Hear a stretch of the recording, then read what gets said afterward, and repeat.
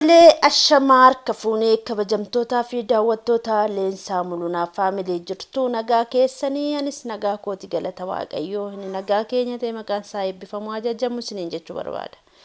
Daawwattoota keenya chaanaala kanaaf araa warri taatan subscribe gochuun gara maatii keenyaatti makamaa chaanaala kanaaf immoo warri nafaana turtanii laayikii tuquudhaan viidiyoo koo akka dhaggeeffatan jaalalaan isin affeereera.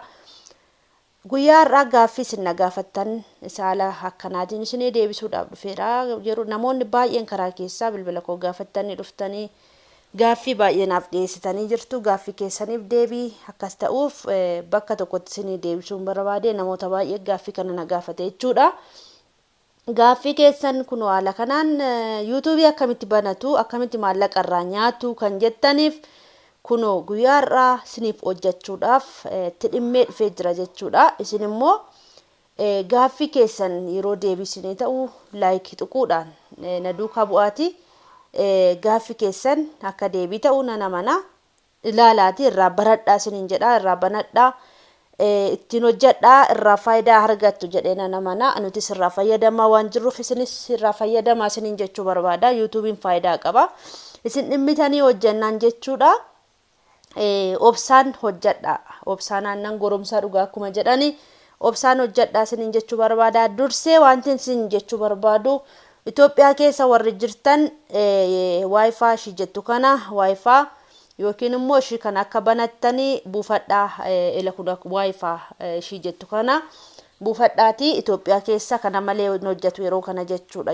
Wi-Fi'nis daataanis jechuudha. Daataan hojjetu iyyuu Wi-Fi'n hin hojjetu jechuudha. Kun akkasittiin banattu jechuudha. Isa booda haala kanaanin hojjedha jechuudha. Kun akkuma argitan warreen maatiin keessanii Wi-Fi dhabnee akkas isiniin jechaa jirani kana banaatii itti hergaa kana haa buufatanii jechuudha. Akkuma argitan kana kun na banamee jira jechuudha. Kun akkuma argitan dhiifama beeksisa irratti dhufe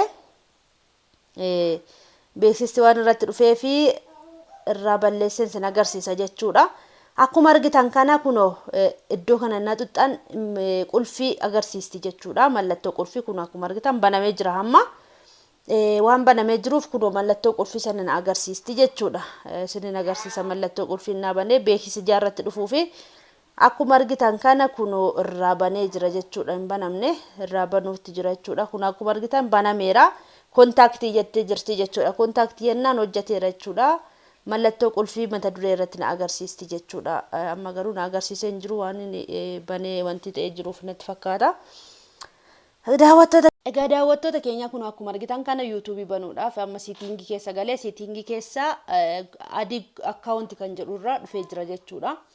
Amma YouTube banuudhaaf maal barbaachisaa maqaa kiyyaa na gaafate jechuudha. Iimeelii na gaafate. Iimeelii haala kamiin YouTube warri banachuu barbaada warri gaaffii na gaafattan sirriitti ilaalaati irraa banadhaa faayidaa qaba YouTube'n jechuudha. Sin cimtanii irratti hojjannaan amma callisee maqaa biraatiin galchaa jechuudha. Callisee jechuudha. Akkasitti maqaa keessan galchitu jechuudha. Sini kana nan galchaa gammel.com callistanii magalchitu jechuudha. Gammel.com kun akkuma argitan kana galcheera. Asitti immoo maal gootu seetanii duubatti hin deebise dhiifama. Duubatti hin deebise. Eshi isuma ammaan barreesse jechuudha. Akkuma argitan kana kuno. Eshi maqaa kiyya na gaafate maqaa calliseem galchuudhaafini calliseema jechuudha. Calliseeman galchee jechuudha akkuma argitan. Maqaa kiyya barreesse hin taane asitti sirrii miti.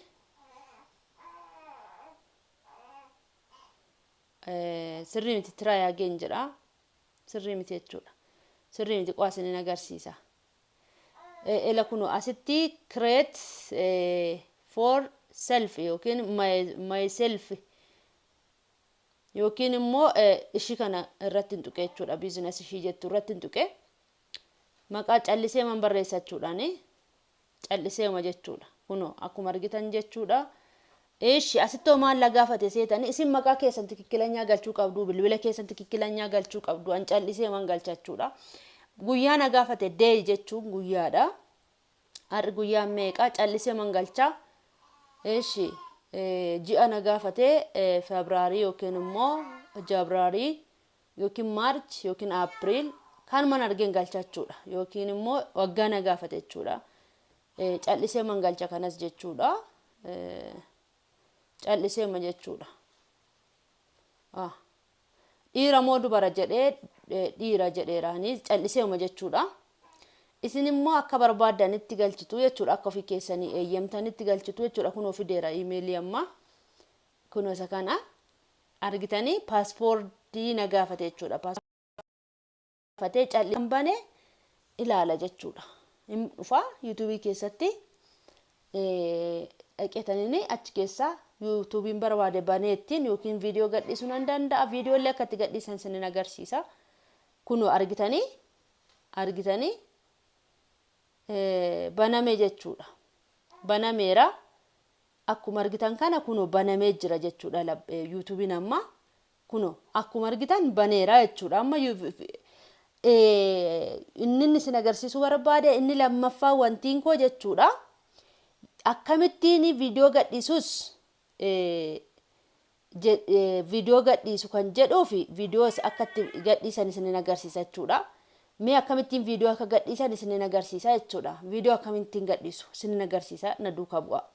Tokko akkata YouTube banaan isin agarsiisa jechuudha. Lammaffaa immoo akkatti viidiyoo gadhiisanii isin agarsiisa jechuudha. Deebii keessaniif kunoo viidiyoo ila kunoo iddoo akka X kanaa in dhuftanii tuqxu jechuudha. YouTube gajjallee kan jirtu copyright akkana irratti hin finneefi YouTube gajjallee ishii jirtu kana jechuudha. Ishii kana dhuftanii X kana tuqxu jechuudha. Kunoo mallattoo ishii gara gadi ila kunoo ishii nama tuqe kana in tuqxu. Achumaan maal jedha create short kan jedhu jira. Upload video kan jedhu jira. Go live kan jedhu jira. Go live try kan jedhu jira. Go upload video kan jedhu irratti tuqxu jechuudha. Video download gochuudhaaf yookiin immoo video gadhiifachuudhaaf akkuma argitan kana kunoo video hamma kana ani ilame video ishii kana gadhiisetanii sin agarsiisa jechuudha. Argitanii video ishii kana gadhiiseen sin agarsiisa. Ani garuu video gadhiisuun barbaanne booda nan balleessa. Kan kaleessatti hin dawwaleedha jechuudha. Gadhiiseen sin agarsiisa jechuudha. Argitanii viidiyoo gadhiisuufanii callisee gadhiisee sin agarsiiseen balleessaa jechuudha. Kan inni nama faana haasa'eedha. Argitan miti kunoo amma viidiyoo kana gadhiisuudhaaf maqaa kiyya nan waan hin jiratti jechuu barbaade nan barreessaa. Daawwadhaa. Argitanii asitti waan jettanii barreessuu barbaada taabileetii keessaniin barreeffattu. Taabileetii keessaniin barreeffattu. Isa booda baqa waan barbaadan barreessanii kunoo upload short kan jettu kana viidiyoon koo shortiidha waan taateef gabaabaadha waan taateef akkasittiin gadhiisadha jechuudha. Gadhiisee jira amma kun akkuma argitan gadhiifadhee jira jechuudha. Viidiyoo akkamittiin akka gadhiisan eessa dhaqeen ilaala. Viidiyoon koo bu'amoo bu'u kun asin dhufee ilaala jechuudha. Argitanii viidiyoon koo bu'aa jira jechuudha. Nan balleessa ani akka bu'uun barbaanne jechuudha. Kana balleessee jira jechuudha. YouTubein jira short kan jedhu jira iddoo dhumarra goda mallattoo X kan kaa'e kun viidiyoo achirratti gadhiistu jechuudha. Achirratti gadhiisuu dandeessu viidiyoo. Iddoo immoo subscribe tion kan jedhu jira. Librar kan jedhu jira. Barreeffama illee sirriitti yoo naa dubbifamuu yoo baate afaan koo sirreessee sinii gala jedhee yaada. Akkasittiin gadhiifattu jechuudha. Viidiyoo gadhiifachuu barbaadan. Kan biraa immoo maal gaafattanii deebiin ani isinii deebisuu barbaadu. Tole daawwattoota keenya viidiyoo haala kamiin walitti hidhachuu dandeenya kan jettanii fi viidiyoo tokko walitti hidheetan isin agarsiisa. Appilikeeshinii isaallee isin agarsiisa jechuudha.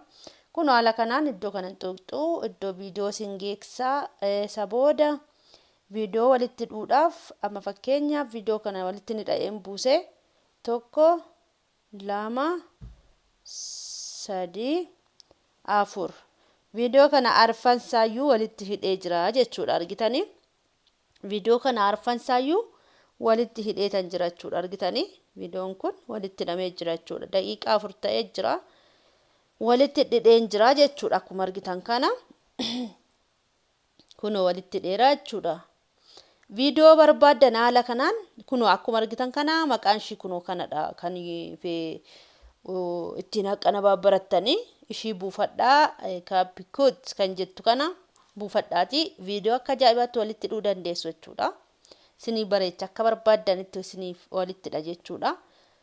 Akka barbaadanitti kun saayisii yuutuubii illee gochuun hin danda'ama. Kunoo 16.9 walitti akka haala kanaan mallattoo yuutuubii irratti gadhiistan isinii gochuu danda'a jechuudha. Saayisii isaa isinii jijjiiruu danda'a jechuudha. Kanaaf akka barbaadanitti walitti hidhuu dandeessu jechuudha. Isinii gala jedheen yaada daawwattoota keenya waan biraas gaaffii biraa yoo qabaattan koottaa na gaafadhaa. Isiniifan deebisa jechuudha. Deebii gaasaa isiniifan laadhaa. Kanarraan kan hafe yoo waan barbaadan na gaafattan isiniifan deebisa. Nagaatti tura. Akka isinii galus abdii fi amantii guutuun qaba. Nagaan tura. Ciao.